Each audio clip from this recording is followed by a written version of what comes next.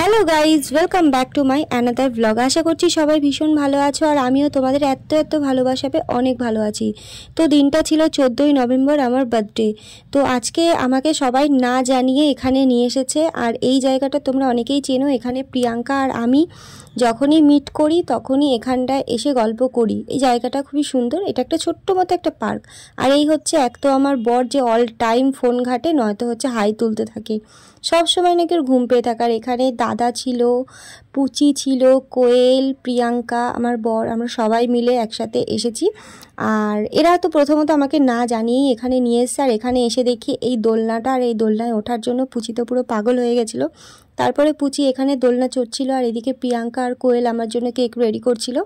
এই কেকটা হচ্ছে আমি এখন একটু বাদে কাটিং করব। আমি তো এখন অত্যাধিক লেভেলের আনন্দে আছি। তো আমাকে তো প্রথমত এরা কিছুই জানায়নি, আমাকে না জানিয়ে এখানে নিয়ে এসেছে।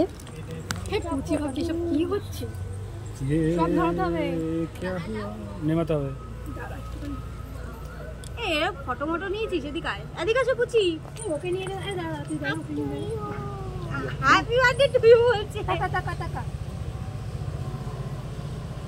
পিপি তো একবার। তো গাইস, এইবার এসেছে আমার মোমবাতি নেভানোর প্রতিযোগিতা। এতদিন আমাদের পাড়ার পুজো প্যান্ডেলে যত খেলাধুলা হয়েছে সবসময় আমি মোমবাতি জ্বালানোর প্রতিযোগিতায় নাম দিয়েছি। এইবার আজকে আমি মোমবাতি নেভানোর প্রতিযোগিতায় নাম দিলাম। তো এবার আমি কিছুতেই মোমবাতি নেভাতে পারছি না, আর আমি অনেকক্ষণ ধরে ফু দিচ্ছিলাম, মোমবাতি নিভছিল না বলে। আর তারপরে আমি পুচি রানীকে বলছি, পুচি রানী তুই ফু দিয়ে নেভা। তারপরে আমাদের পুচি রানীও দেখো ফু দিচ্ছে, কিন্তু পুচি রানীর ফুতেও নিচ্ছে না।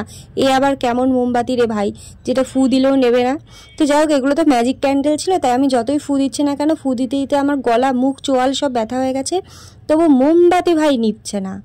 তো যাই হোক, আমি ভাই মোমবাতি জ্বালানোর প্রতিযোগিতা করেছি, মোমবাতি নেভানোর প্রতিযোগিতায় প্রথম করছি। তারপরে আমি এখন এই করাতটা দিয়ে এই কেকটাকে কাটিং করব, আর তোমরা সেটা দেখতে থাকো। তো এখানে আমি এখন কেক কাটবো, তার জন্য আমার দাঁতগুলো দেখো পুরো কোলগেটের অ্যাপ দেওয়ার জন্য বেরিয়ে গেছে। আর আমি যখন ভয়েস ডাবিং দিচ্ছি তখন আমার হচ্ছে প্রেশার কুকারে রান্না বসানো ছিল, আর প্রেশার কুকারটা কন্টিনিউ সিটি মেরে যাচ্ছে। ঠিক আছে, তোমরা না এই আওয়াজটাকে একটু অ্যাভয়েড করো। আর আমি কেক কাটতে পারিনি, তার মধ্যে আমাকে দেখো সাদা ভূত বানিয়ে দিয়েছে। আর এদিকে পুচি প্রথমে ভাবছে কি হলো এটা পিপির সাথে, এটা পিপিকে কি করলো। তারপরে তো পুচি এই স্নো স্প্রে দেখে তো কেঁদেই দিয়েছিল। দেখো গাইস, তোমরা খালি জাস্ট পুচিকে দেখো, পুচি কিরকম করছে ভয়তে।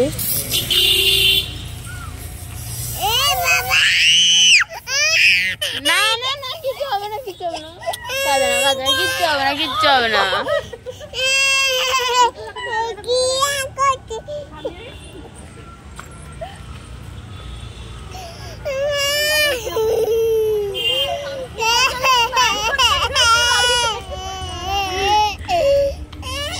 তুই কাঁদছিস কেন?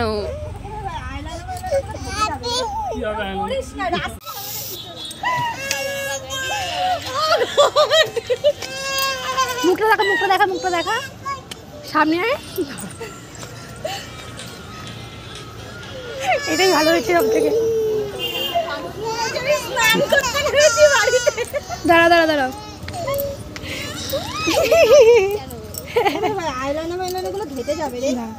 মরিস না, রাস্তার মধ্যে বাড়ি হলে ঠিক লাগছে।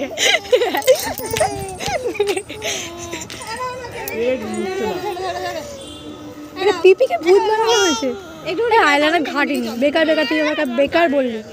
তো ফেসিয়াল করছিলাম, কি সুন্দর। আমি আবার কেক মাখিয়ে দেবো। কেক মাখাস না, এইসব মাখা শুকিয়ে যাবে। কেক মাখা শুকাবে না। আমার হাতে কি আমি সাপ। পার্কের মধ্যে সব কাউতালি শেষ, তারপর আমরা চলে এসেছি আহার বিরিয়ানিতে বিরিয়ানি খেতে। জন্মদিনটা যেহেতু ছিল আমার, আর সবাই মিলে আমাকে সারপ্রাইজ দিয়েছে, এবার আমাকে তো জবাই করবেই সবাই, এবার ওদেরকে খাওয়াতে হবে বিরিয়ানি। তার জন্য আমরা আহার বিরিয়ানিতে এসেছিলাম। এখানে 170 টাকা দিয়ে চিকেন বিরিয়ানি নিলে একটা করে কুপন ফ্রি পাওয়া যায়। আর বাঙালি তো জানো, যেখানে ফ্রিতে জিনিস পাওয়া যায় সেখানে আগে গিয়ে বসে থাকে। তো আমরাও চলে এসেছিলাম এখানে।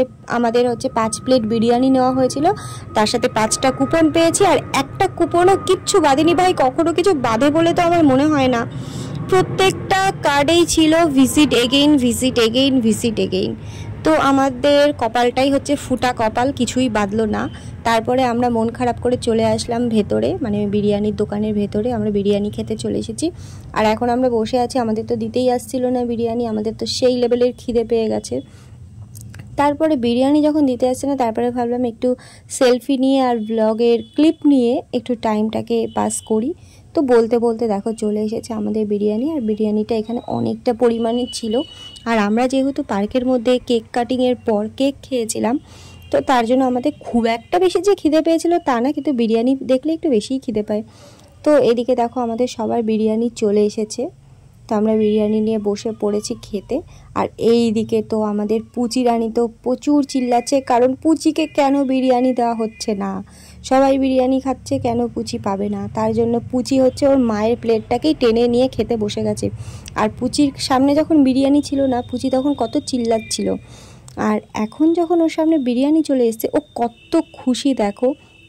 পুচিও আমাদের মতোই হচ্ছে আমাদের সাথে থেকে থেকে, তো পুচিও আমাদের মতোই বিরিয়ানি লাভার। তো এখানেই ভিডিওটা শেষ করছি, সবাইকে বাই বাই বলে। তো এবার সবাই যে যার মতো বাড়ি চলে যাচ্ছে। সরি, কোয়েল তো আমাদের বাড়িতেই যাবে, কোয়েল তো আর অন্য কোথাও যাবে না। তারপরে প্রিয়াঙ্কা আর দাদাকে টাটা বাই বাই করে দিলাম। আর আজকের ব্লগটা এখানেই শেষ করছি। সবাই ভালো থেকো আর ব্লগটা লাইক কমেন্ট শেয়ার করো।